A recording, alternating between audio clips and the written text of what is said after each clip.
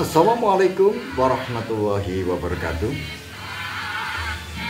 Bismillah, alhamdulillah, wasyukurillah, ala nikmatillah, la haula wala quwata illa billah, amma ba'du. Pemirsa dimanapun Anda berada, jumpa kembali dengan Kilamong Putro. Pemirsa dimanapun Anda berada, semoga kita semuanya dalam keadaan sehat walafiat. Pemirsa, saya akan melanjutkan keterangan-keterangan saya yang mana pada episode sebelumnya sudah sampai pada ramalan Jayabaya versi Sabdo Palon pupuh yang pertama, dan sudah sampai pada pasal yang ke-7. Oleh sebab itu, saya akan melanjutkan keterangan saya untuk pasal yang ke-8. Pemirsa dimanapun Anda berada, pada keterangan saya yang lalu, pada pasal yang ke-7 dijelaskan bahwa apa yang telah disampaikan oleh Sabdo Palon di hadapan sang raja, yaitu Prabu Bre Kertabumi atau Raja Brawijaya yang kelima, yang mengungkapkan berbagai macam ucapan-ucapan yang mengarah kepada sebuah ancaman-ancaman ke masa depan. Karena semuanya itu dilatar belakangi sebuah kemarahan atau emosi karena Raja Brawijaya masuk agama Islam. Sehingga dengan demikian Sabdo Palon yang telah diajak untuk masuk agama Islam kemudian sugal katanya, menolak dengan keras, bahkan memberikan ancaman-ancaman dan memberikan sebuah tanda-tanda bahwa akan munculnya yaitu agama Budi. Pemirsa dimanapun Anda berada, munculnya kesengsaraan dan apa yang telah diucapkan oleh Sabdo Palon itu diberikan sebuah simbol tahun, yaitu tahun Sengkelat. Tahun ini Lawon Sabto Ngesti Aji. Lawon Sabto Ngesti Aji apabila diangka tahunkan, yaitu menjadi tahun 1871 Saka, dan apabila dijadikan tahun Masehi maka tinggal menambah 78 tahun sehingga mendapatkan angka tahun 1949. Nah, di tahun 1949 itulah janji dari Sabdo Palon bahwa akan terjadi sesuatu yang sangat mengerikan di negeri ini. Setelah kita teliti di dalam perjalanan sejarah bangsa ini, maka tercatatlah bahwa pada tanggal 18 September tahun 1948, hanya selisih 2,5 bulan dari tahun 1949. Jadi mendekati tahun 1949, maka terjadilah sebuah peristiwa yang sangat mengerikan, yaitu pemberontakan Madiun yang dipimpin oleh Musa dan Mr. Amir Syarifuddin. pemberontakan yang dilakukan oleh orang-orang PKI yang dengan lantangnya ketika itu telah menguasai berbagai macam fasilitas yang ada di Madiun. Bahkan Musso ketika itu dengan bersuara di radio mengatakan berdirinya Republik Soviet. Jadi Soviet Indonesia didirikan di Madiun sehingga terjadilah sebuah kekacauan di dalam pemerintahan negara Republik Indonesia. Dan peristiwa-peristiwa pembunuhan, pembantaian masyarakat, para tokoh yang tidak berdosa, mereka lakukan dengan begitu kejam, sehingga tangisan negeri pertiwi ini ketika itu terjadi. Anak kehilangan orang tuanya, murid kehilangan guru-guru, para santri kehilangan para kiainya, dan banyak sekali linangan air mata, banjir darah dan banjir air mata terjadi saat itu. Ini adalah tahun yang mendekati janji dari Sabda Palon, yaitu tahun 1949. Ini baru tahun 1948, tetapi bulan September. Sehingga pemirsa dimanapun Anda berada, pada saat itu yang memerintah, yang menjadi Perdana Menteri adalah Hatta. Oleh sebab itu, karena pemerintah sudah diburuk-burukan oleh Musso dan kawan-kawannya, kemudian mereka sudah membentuk batalion-batalion tentara dan sudah mempersiapkan semuanya, maka pemerintah dengan tegas untuk melakukan penumpasan terhadap pemberontakan yang ada di Madiun ini. Pertanyaannya, apakah tidak terjadi banjir darah yang kedua kalinya lagi?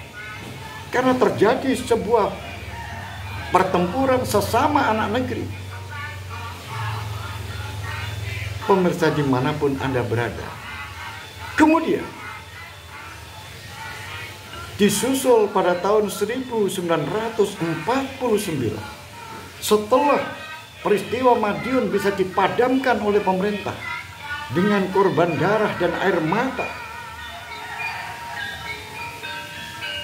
kemudian negeri ini juga harus meneteskan air mata, menangis berulang-ulang karena Belanda begitu kejam mengetahui kelemahan dari negara ini.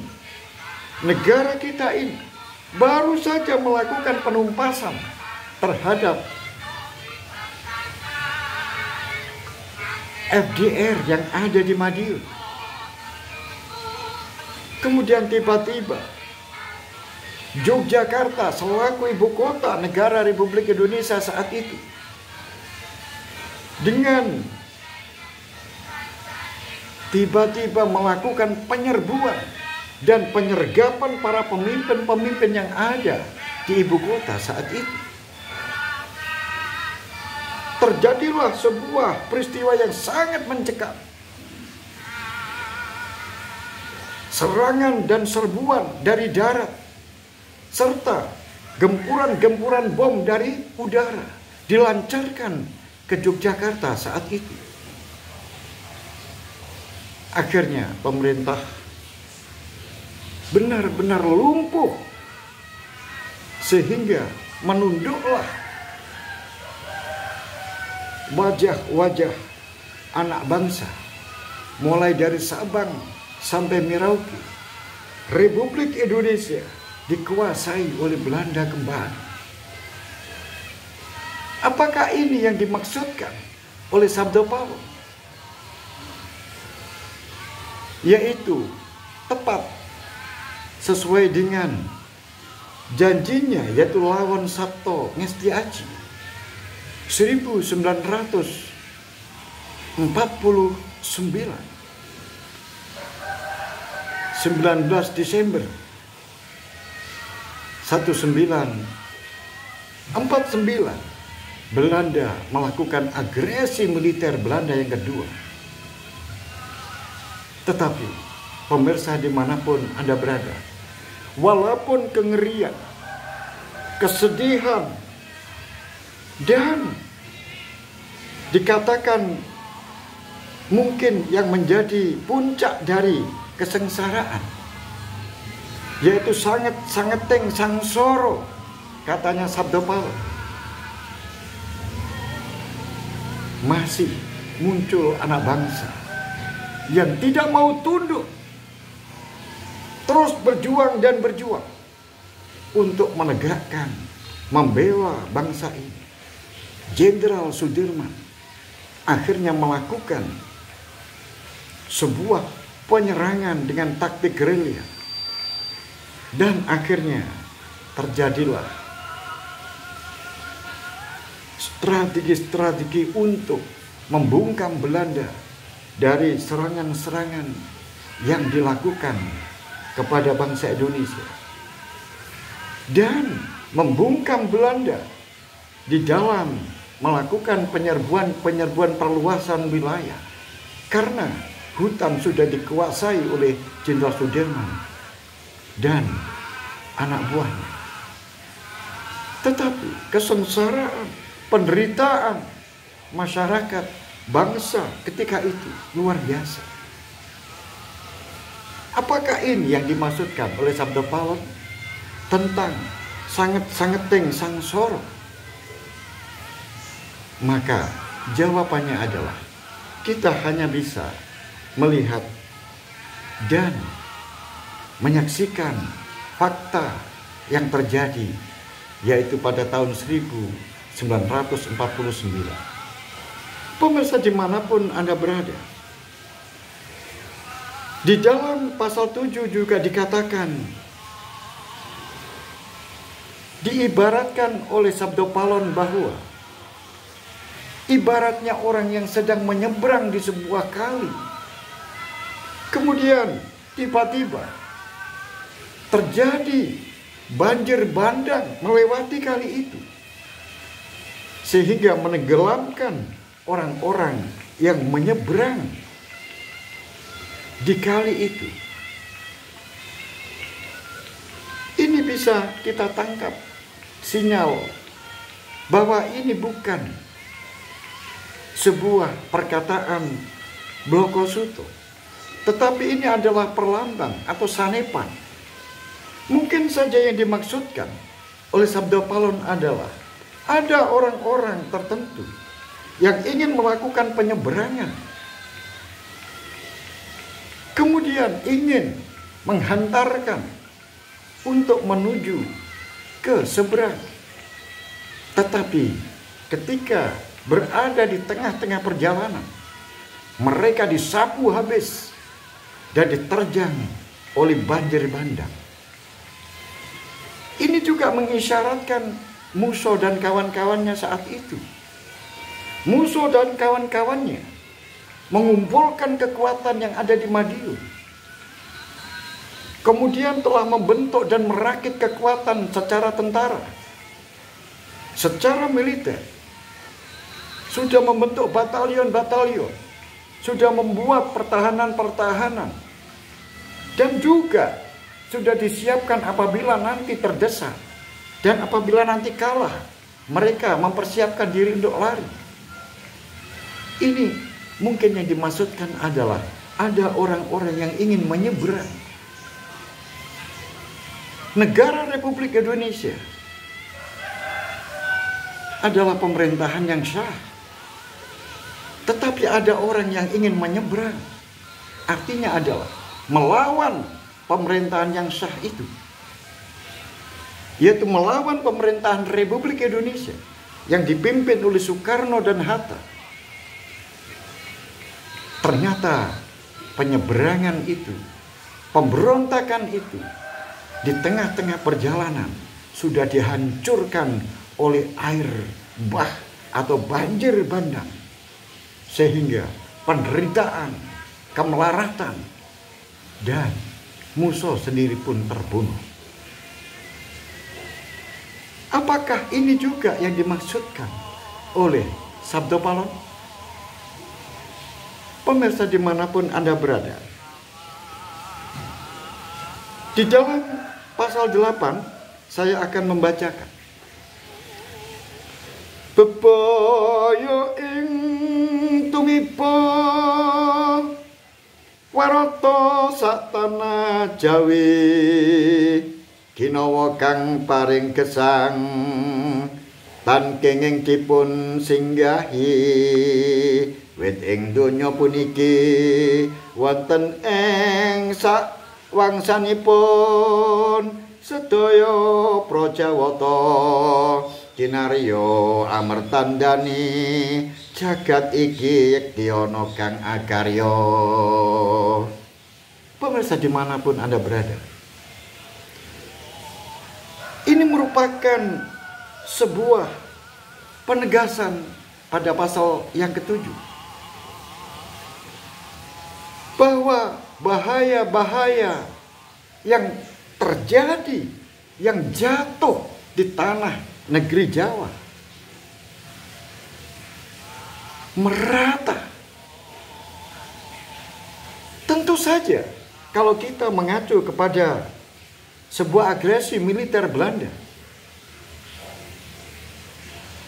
yaitu perebutan kekuasaan dari pemerintahan yang sah. Negara ini merdeka tahun 1945 yang telah diproklamirkan oleh Soekarno dan Hatta. Kemudian tiba-tiba direbut kembali oleh Belanda dengan melakukan agresi militer Belanda. Sehingga pemimpin-pemimpin kita, Soekarno, Hatta, dan tokoh-tokoh yang lain ditangkap dan dipenjara. Sehingga negara Republik Indonesia yang telah merdeka kembali terjajah. Apakah ini tidak sebuah beboyo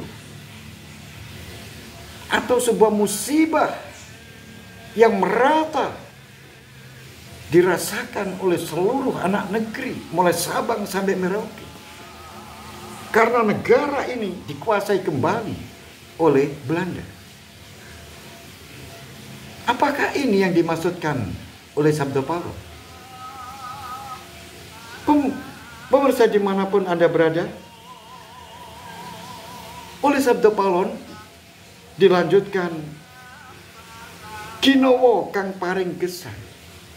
Tetapi ini semuanya sudah menjadi takdir dari Yang Maha Kuasa. Tan kenging dipun singgahi, yang artinya adalah kita harus menerima. Kita tidak bisa melawan takdir yang telah ditetapkan oleh Yang Maha Kuasa, Allah Subhanahu wa Ta'ala. Wit ing donya puniki, artinya adalah apapun yang ada di dunia ini, kejadian apapun yang ada di dunia ini, semuanya adalah telah ditentukan, telah ditakdirkan oleh Allah Subhanahu wa Ta'ala. Kita hanya bisa menerimanya, tidak bisa melawan. Dilanjutkan, di samping itu juga Sabda Palon juga memberikan peringatan bahwa di samping kita ini tidak bisa melawan sesuatu takdir yang telah diberikan Allah SWT di dunia ini, dan juga tidak bisa melawan ketentuan apabila nanti sudah ditentukan di akhirat nanti. Oleh sebab itu, Di sini Sabda Palon memberikan sebuah penegasan bahwa kekuatan Allah Subhanahu wa taala, kekuatan Tuhan yang Maha Kuasa itu tidak ada yang bisa menandingi, tidak bisa melawan, tidak bisa menolak. Semuanya itu ada di genggaman, di tangan kekuasaan Allah Subhanahu wa taala. Pemirsa dimanapun Anda berada, oleh sebab itu Sedoyo Projawoto, Kinaryo Amartandani, jagat iki yekti ono kang akaryo. Dengan demikian, apapun yang terjadi di dunia ini sebagai bukti, ini sebagai tanda bahwa kita hidup di dunia ini tidaklah hidup dengan sendirinya, tetapi kita hidup di dunia ini, kita bisa melakukan apapun di dunia ini karena ada yang melakukan, ada yang menggerakkan, yaitu kekuatan dari Allah Subhanahu wa taala. Pemirsa dimanapun Anda berada, sampai di sini saya menjelaskan di dalam pasal yang ke-8. Nanti akan dilanjutkan pada episode berikutnya. Tapi jangan lupa, berikan aku semangat, berikan aku like, subscribe. Semoga kita semuanya dalam keadaan sehat walafiat dalam lindungan Allah Subhanahu wa taala. Akhirul kalam, billahi taufiq wal hidayah, waridho wal inayah. Assalamualaikum warahmatullahi wabarakatuh. Salam budaya warisan Nusantara.